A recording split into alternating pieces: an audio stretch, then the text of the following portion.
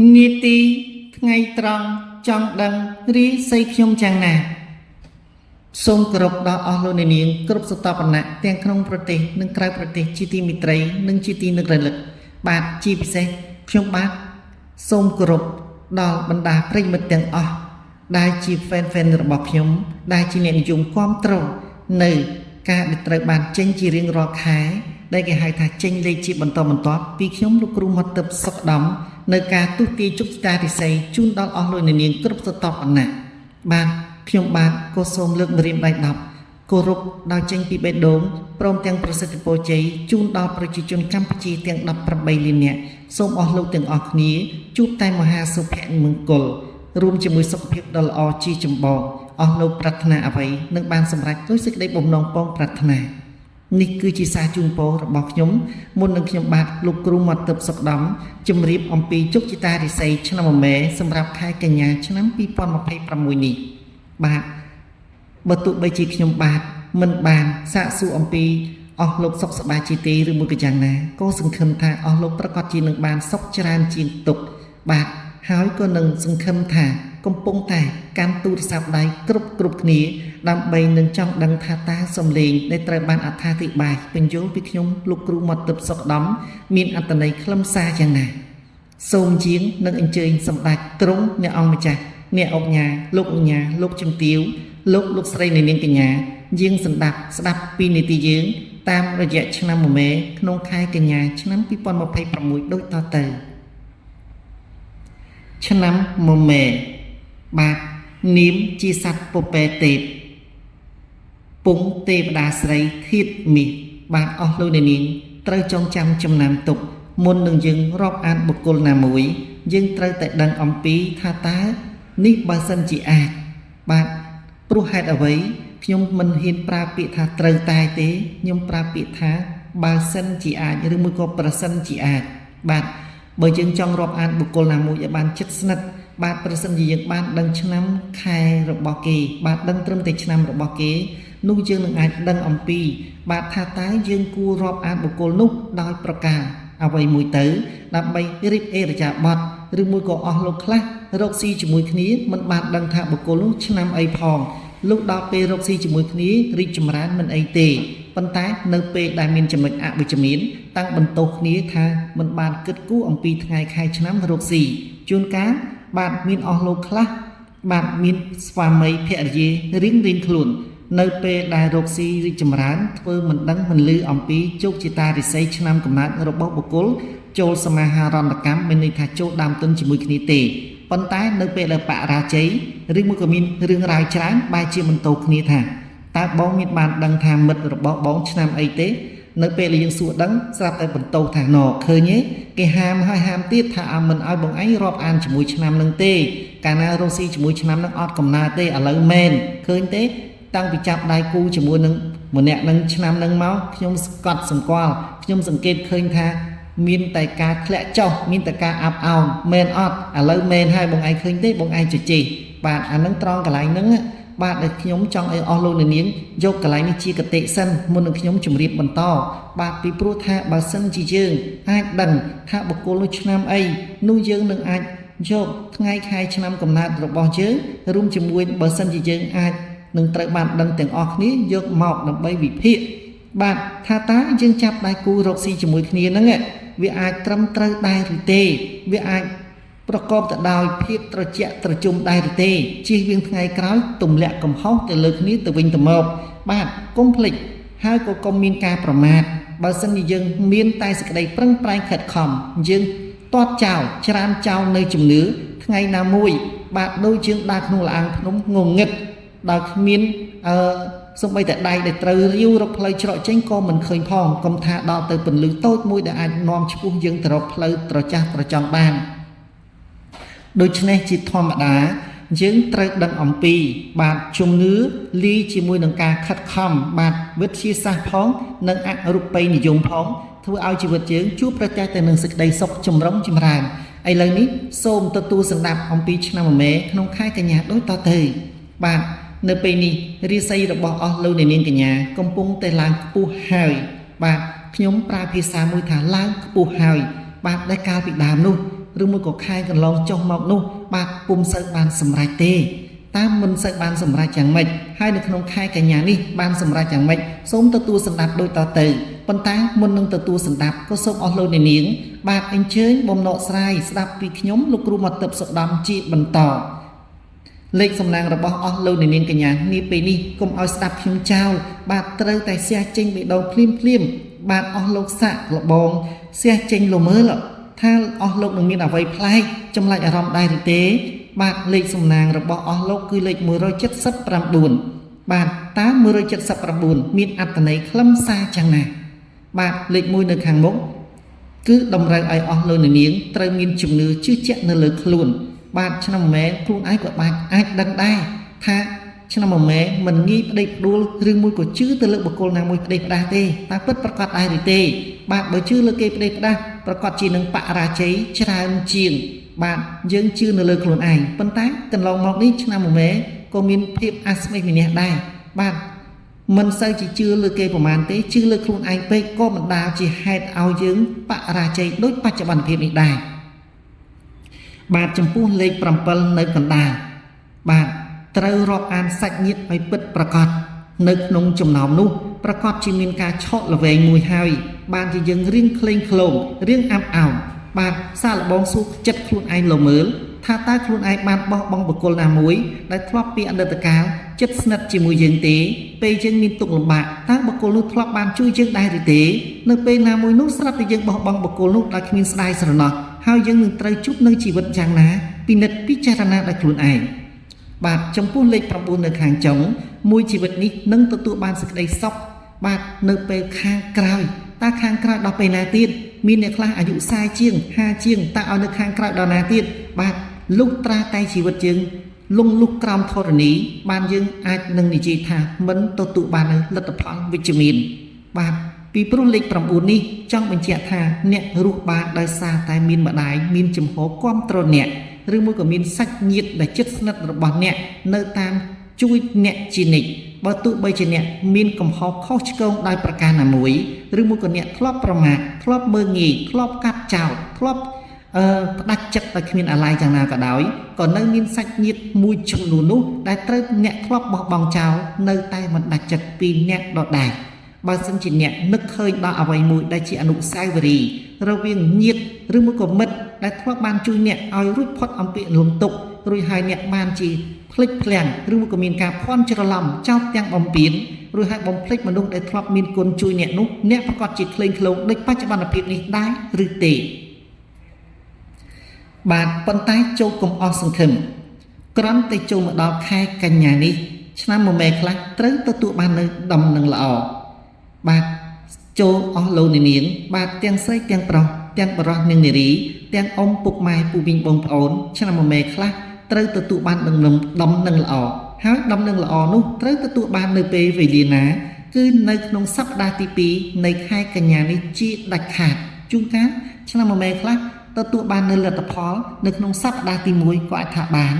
ឬមួយក៏ត្រូវទទួលបានលទ្ធផលនៅក្នុងសប្តាហ៍ទី3ក៏អាចថាបានប៉ុន្តែជាចំណុចរួមខ្ញុំយកចំណុចទី2នៅក្នុងសប្តាហ៍ទី2នេះជូនដល់អស់លោកអ្នកនាងឆ្នាំម៉ែខ្លះត្រូវទទួលលៀបបាទត្រូវមានញាតិមិត្តមកពីឆ្ងាយជួបជុំហើយត្រូវទទួលលៀបឬដំណឹងល្អដែលចៃដន្យហើយត្រូវធ្វើបន់ផងបាទនៅពេលដែលយើងបានទទួលលៀបហើយបានជំនួបជួបជុំហើយត្រូវទទួល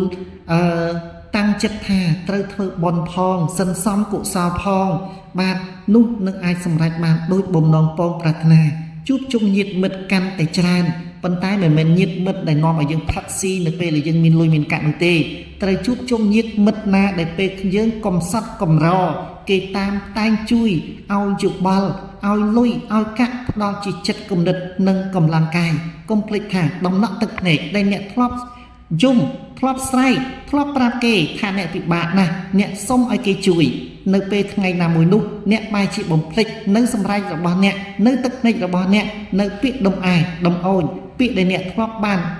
សុំឲ្យគេជួយបែរជាអ្នកយល់ច្រឡំថាគេក្បត់អ្នកថាគេដើរខ្សែលើអ្នកហើយអ្នកបានបំភ្លេចគេតាំងជីវិតពេលនោះមកដល់ពេលនេះអ្នកទទួលបានវាសនាយ៉ាងណាក៏សូមអញ្ជើញអស់លោកបាទពិនិត្យពិចារណាដោយខ្លួនឯង ក្នុងខែនេះទៀតសោតរាសីរបស់អ្នកខ្ពស់ហេតុនេះអស់លោកអ្នកបានសប្បាយចិត្តមួយប្រើដែរក្រនបើជាងរាល់ខែដែលដេកអោបតែគំនោទុកអ្នកខ្លះពីមុននៅតែផ្ទះបាទមិនហ៊ានចេញក្រៅផ្ទះដោយសារតែខ្មាស់គេបាទមានប្អូនបង្កើតក៏មិនហ៊ានឲ្យជួបមុខប្អូនបង្កើតមានបងបង្កើតក៏មិនហ៊ានឲ្យជួបបងបង្កើតមានម្ដាយមីងមានឪពុកមាក៏នៅតែមិនហ៊ានជួបពីព្រោះអីពីព្រោះសេដ្ឋកិច្ចទុនខ្សោយពីព្រោះខ្លាចទៅជាអ្នកក្រដែលពីដើមធ្លាប់តែមានឥទ្ធិពលធ្លាប់តែចិញ្ចឹមគេធ្លាប់តែធ្វើជាចៅវាយគេដល់ពេលឥឡូវនេះខ្លួនឯងធ្លាក់ដល់ចំណុចណាដើរដល់ចំណុចណាក៏អាចដឹងដោយខ្លួនឯង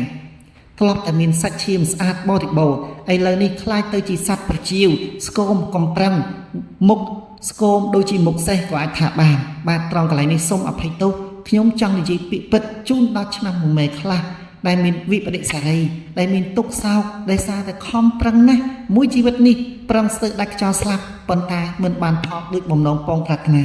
បែរជាជួបប្រទះតែនឹងភក្ចន្តរាយនៅក្នុងជំរៅដួងចិត្តរកស៊ីមិនដែលស្គាល់ថាអ្វីមួយហៅថាសម្រាកអ្វីមួយហៅថាឲ្យស្គាល់សេចក្តីសុខដូចគេអ្នកខ្លះគេមានប្តីគេសុខកាយសប្បាយចិត្តប្តីគេចេញទៅធ្វើការបាត់នាងនៅផ្ទះគ្រាន់តែចាំដាំបាយនឹងតែងខ្លួនលាបលេឲ្យបានស្អាតសមុខសមាត់សដងខ្លួនប៉ុន្តែចំពោះឆ្នាំម៉ែនេះវិញបែរជាលាបដែរលាបនៅមរែងភ្លើងហើយអង្គុយនៅក្រោមកម្ដៅភ្លើងដើម្បីធ្វើយ៉ាងណាឲ្យជីវិតប្រកបទៅដោយសុភមង្គលឬរស់នៅក្រោមកម្ដៅថ្ងៃឬមួយក៏ត្រូវកាប់ដីដាំបន្លែឬមួយក៏នៅក្នុងម្លប់ពិតមែនប៉ុន្តែខួរក្បាលប្រើឲ្យវក់វីដូចជាអ្នកខ្លះជាអាជីវករពាណិជ្ជករមិនបានរស់ដោយសារប្តីចិញ្ចឹមទេនាងប្រឹងខិតខំត្រដាបត្រដួសឬមួយក៏អ្នកខ្លះទៀតជីវិតរបស់នាងរស់នៅក្នុងប៊ីរ៉ូរស់នៅក្នុងអូហ្វីសដែលមានបាទម៉ាស៊ីនត្រជាក់ក៏ពិតមែនប៉ុន្តែក្នុងខ្លួនក្តៅជាទីបំផុតក្តៅនេះគឺក្តៅអ្វីមិនមែនក្តៅដោយសារតែគេធ្វើឲ្យមានកំហឹងឈឺឆាប់ឆេះឈួលនោះទេប៉ុន្តែក្តៅចិត្តខ្លួនឯងដែលខំប្រឹងធ្វើការខ្លាំងណាស់ដែរប៉ុន្តែជីវិតនៅតែត្រដាបត្រដួសគ្មានខ្លឹមសារនិយមតែថ្ងៃណាដែលធ្វើឲ្យឆ្នាំមុំមេរួចផុតពីក្តីទុក្ខកង្វល់មានឪពុកដូចអត់ឪពុកមានប្អូនដូចអត់ប្អូនមានបងដូចអត់បងមានបងជីដូនមួយស្រីក៏ដោយប្រុសក៏ដោយមានឪពុកមីមានម្ដាយមីងយ៉ាងណាក៏ដោយក៏ពឹងពាក់មិនបានតែបុគ្គលដែលពឹងពាក់បានបែរជាលាចាក់លោកដែលគ្មានអាឡោះអាល័យរួចហើយត្រូវចោទថានាងជាបុគ្គលដែលមិនបានពិនិត្យពិចារណាឬមួយក៏ដើរខ្សែលើនាងទៅវិញទម្រាំតែដឹងខ្លួនថាខុសណាស់ហើយជីវិតបានចាក់ផុតទុកទោសរលឹករលាយឬមួយក៏ត្រូវឃ្លាតចាក់ឆ្ងាយចោលក្រុមគ្រួសារដែលគ្មានអាឡោះអាល័យដើម្បីកុំឲ្យអស់លោកនាងជួបប្រកាសទៅនឹងវិបដិសារីបាទអញ្ជើញលើកទូរស័ព្ទជាប់ Telegram ទំនាក់ទំនងជាមួយខ្ញុំលោកគ្រូមាត់ទឹកសុកអ៊ុតដាំបាទតើជួបជាមួយខ្ញុំដើម្បីនឹងមានបំណងអ្វីបាទថតនៅខ្សែបាត់ដៃស្ដាំនិងឆ្វេងមកខាងមួយប៉ុស្តិ៍ផ្កាមកកាន់នីតិរបស់ជាងខ្ញុំបាទរួមជាមួយថ្ងៃខែឆ្នាំកំណើតឲ្យបានច្បាស់ដើម្បីបញ្ជាក់ជូនទីជូនឲ្យបានឆុតនៅក្នុងមួយឆាកជីវិតនេះតើឆ្នាំម៉ែនៅតែកំសត់ទៀតឬមួយក៏យ៉ាងណាបើសិនជាកំសត់ទៀតដោយពាក្យគេនិយាយថាទៅចងកបដោយទៅលូតទឹកបដោយទៅបាទមិនមែនទេខ្ញុំមិនឲ្យអស់លោកនាងធ្វើដូច្នេះទេបាទជីវិតត្រូវតែជួបប្រទះនៅភាពពិបាកដើម្បីយើងនឹងអាចងើបស្ទុះស្ទាទៅរកសេចក្តីសុខនៅក្នុងដំណើរជីវិតរបស់យើងបានមិនមែនដួលថ្ងៃនេះហើយគ្មានក្តីសង្ឃឹមឬមួយក៏រត់ទៅសម្លាប់ខ្លួននេះទេបាទយើងត្រូវតែប្រឹងប្រែងយើងត្រូវតែជំនះឧបសគ្គដើម្បីឲ្យសត្រូវដែលធ្លាប់មើលងាយយើងភ្ញាក់រលឹកហើយបាទមានសេចក្តីមួយកោតស្ញប់ស្ញែងថាឆ្នាំម៉ែធ្លាក់ដល់ចំណុច0មិនសមណានឹងងើបដល់ចំណុចនេះឡើងបាទឆ្នាំម៉ែបើជាមនុស្សស្រីដូចខ្ញុំបានជម្រាបនៅក្មេងកំសត់ណាស់ទទួលបន្ទុករ៉ាប់រងដោយប្រមុខគ្រួសារទៅវិញហើយជួនកាលជាអកុសលឆ្នាំម៉ែខ្លះពុំសូវបានចុះសម្រុងជាមួយឪពុករបស់ខ្លួនឪពុករបស់ខ្លួនបែរជាមានចិត្តយល់ថាឆ្នាំម៉ែគឺជាបុគ្គលដែលឥតបានការទៅវិញបាទឥឡូវនេះទៀតសោតមានប្តី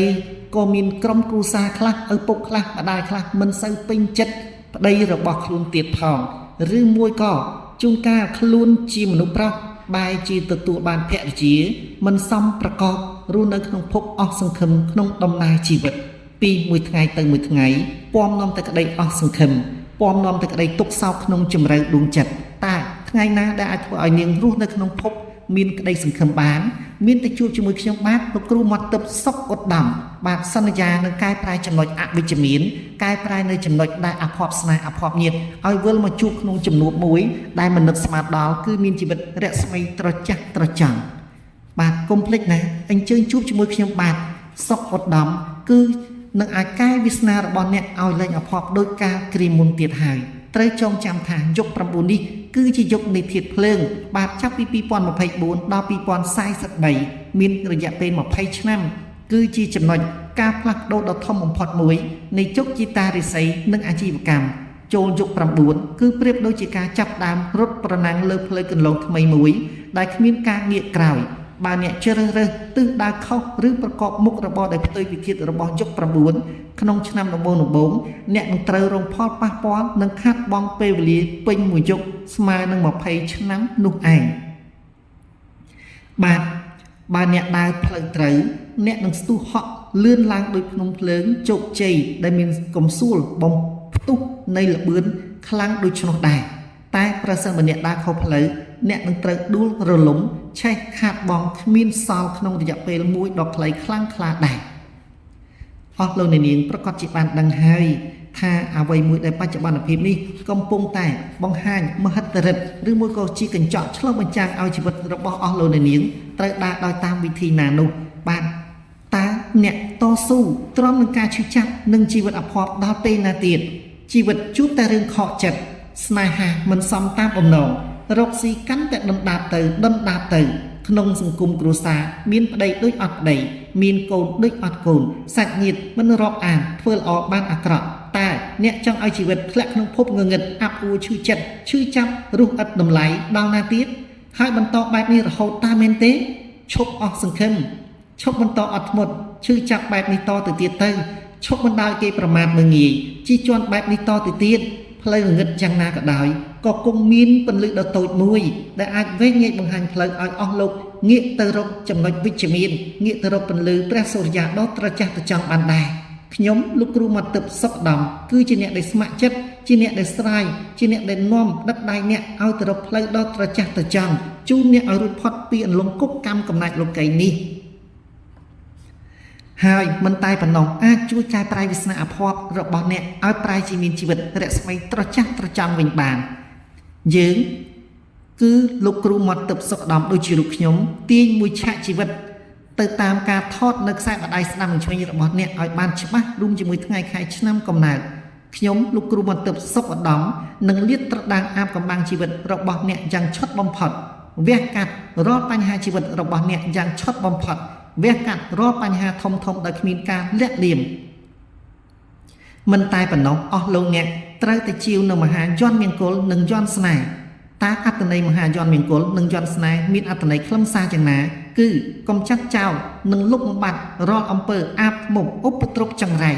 និងបើកទ្វាររិស័យឲ្យជីវិតរបស់អ្នកមានរស្មីភ្លឺចិញ្ចាចធ្វើឲ្យមានមនុស្សចូលចិត្តរាប់អានអ្នកកាន់តែច្រើនកាយវាសនារបស់អភ័ព្វរបស់អ្នកឲ្យប្រែคล้ายទៅជាគេស្រឡាញ់ចូលចិត្តអ្នកច្រើនរកស៊ីមានកំណើតធ្វើឲ្យជីវិតរបស់អ្នកព្រមទាំងក្រុមគ្រួសារមានសុភមង្គលឱកាសផ្លាស់ប្ដូរវាសនានៃជីវិតរបស់អ្នកបានមកដល់ហើយប្រញាប់ឡើងរស់រាន់ឡើងមុនពេលអ្វីៗហួសពេលកុំចេះតែរញរាកុំចេះតែរេរកុំចាំពោលពាក្យថាចាំថ្ងៃនេះចាំថ្ងៃនោះកុំរងចាំឲ្យអ្វីៗបំផ្លាញវាសនារបស់អ្នកតទៅទៀតប្រញាប់លើកទូរស័ព្ទបាទខលមកខ្ញុំឥឡូវនេះហើយថតនៅបាតដៃរបស់អ្នកទាំងពីរផ្ញើទៅខ្ញុំបាទលោកគ្រូមកទឹកសុខឧត្តមតាមរយៈទំនាក់ទំនងទូរស័ព្ទលេខភ្ជាប់ Telegram 012 64 5118មួយខ្សែទៀត097 77 62 844ខ្ញុំលោកគ្រូមកទឹកសុខឧត្តមរីករាយស្វាគមន៍នឹងតាមជួយនឹងជួបអ្នកជានិច្ចបាទពេលវេលាបានមកដល់ទីបញ្ចប់ខ្ញុំក៏សូមប្រសិទ្ធពរជ័យជូនដល់អស់លោកអ្នកនាងគ្រប់ស្រទាប់វណ្ណៈប្រជាជនកម្ពុជា18លាននាក់ទាំងក្នុងប្រទេសនិងក្រៅប្រទេសសាជាថ្មីម្ដងទៀតសូមអស់លោកអ្នកនាងជួបប្រទះតែនឹងមហាសុភមង្គលក្នុងដំណើរជីវិតសុខភាពល្អជាចម្បងព្រោះថាមានសុខភាពល្អគឺអាចធ្វើអ្វីៗបានដោយបំណងប៉ងប្រាថ្នាឈប់សម្រាកទឹកភ្នែកទៀតទៅឈប់ដេកអស់សង្ឃឹមក្នុងដំណើរជីវិតទៀតទៅបាទឈប់នឹងមានគំនិតអវិជ្ជមានដោយចង់លូតទឹកសម្រាប់ខ្លួននៅលើស្ពានជ្រៅចង្វាឬមួយក៏ទៅលូតជ្រុះទៀតទៅត្រូវតែវិលមកជួបខ្ញុំលោកគ្រូមកទឹកសុខឧត្តមមិនអាច ឬមួយក៏មិនចាំបាច់ជួបជាមួយខ្ញុំផ្ទាល់ទេគ្រាន់តែលើកទូរស័ព្ទភ្ជាប់ទំនាក់ទំនងបាទលេខ012 64 518មួយខ្សែទៀត097 77 62 844ជីវិតរបស់អ្នកប្រែជាមាននិរស្មីភ្លឺត្រចះត្រចំជីមិនខាននៅពេលនេះខ្ញុំបាទលោកគ្រូមកទឹកសុខដំដល់ពេលវេលាដែលត្រូវជម្រាបលាអស់លោកអ្នកនាងប៉ុន្តែមុននឹងជម្រាបលាក៏សូមបាទជូនព័ត៌មានខ្លីមួយថានៅពេលបន្តិចទៀតនេះនីតិយើងនឹងផ្សាយចេញជា4ភាសាដើម្បីបំពេញចិត្តដល់អស់លោកអ្នកនាងបាទគឺភាសាវៀតណាមភាសាចិនភាសាបារាំងនិងអង់គ្លេសសង្ឃឹមថាប្រិយមិត្តទាំង4ជនជាតិសាសន៍របស់អស់លោកបាទជួនកាលអស់លោកខ្លះបាទចេះភាសាអង់គ្លេសមិនមែនមានន័យថាសិតតែជនជាតិអង់គ្លេសនោះទេបាទគឺបណ្ដាដែលប្រើប្រាស់ភាសាអង់គ្លេសនឹងត្រូវទទួលបានសម្ដាប់ពីនីតិរបស់ជាងខ្ញុំរួមជាមួយភាសាវៀតណាមភាសាចិននិងភាសាបារាំងសង្ឃឹមហើយសង្ឃឹមទៀតថាអស់លោកនាងប្រកាសជានឹងផ្ដល់នូវមតិស្វ័យតិទៀនរិះគន់ក្នុងន័យស្ថាបនាមកកាន់នីតិយើងដើម្បីឲ្យខ្ញុំបាទលោកគ្រូមកទឹកសុខដំកាន់តែមានមហិច្ឆតានៅក្នុងការបម្រើជូនប្រជាជនក្នុងពិភពលោកទៅតាមសមត្ថភាពដែលខ្ញុំអាចធ្វើបាននៅក្នុងការទូទាយជោគជតារិស័យបាទពេលវេលាបានមកដល់ទីបញ្ចប់ខ្ញុំបាទសូមជម្រាបលាសូមអរគុណមុនស្នេហ៍សំដីកំឡងហោរាសំលេងសារិកាពីរស់រំដំសំដីផ្អែមល្ហែមដូចជាទឹកខ្មុំលន់លឺរងំនៅក្នុងសោតាលោកគ្រូសុកអត់ដំទាយឈុតអ្វីម្លេះទេហាក់ដូចមុនស្នេហ៍សំលេងសារិកា